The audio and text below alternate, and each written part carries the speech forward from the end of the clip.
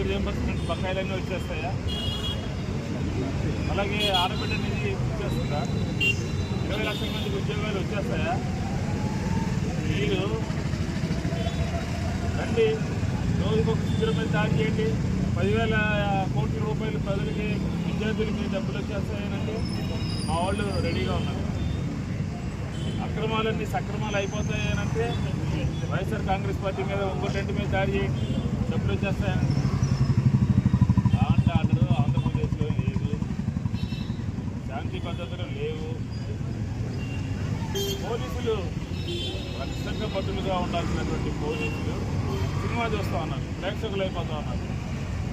ముందుగా సమాచారం ఇక్కడే పక్కనే వెస్ట్ కాన్స్టిట్యున్సీలో ఒక మాజీ మంత్రి టెంట్ వేసుకుని నిరాకరణ చేస్తుంటే దాని మీద దాడి చేయాలని చెప్పి అక్కడ తెలియజేసిన అందరూ బయలుదేరుతాం అంటే పోలీసు వాళ్ళు వెళ్ళి బతిమాలుతున్నారు. పోలీసు ఇది వెళ్ళి బతిమాలుతున్నారు. ఏంటి అసలు ఏం జరుగుతుంది ఆంధ్రప్రదేశ్లో? రౌడీ రాజ్యం నడుస్తుంది.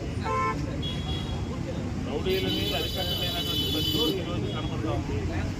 చంద్రబాబు నాయుడు గారు పదే చెప్తారు, రౌడీలు కాదు చేస్తారు, రోజు చేస్తాను. అయితే ఎక్కడ లేరు, రౌడీలందరూ ఈ పార్టీలో ఉన్నారు. దానికి ఉదాహరణ నిన్న మా టెంట్ మీద దాడి.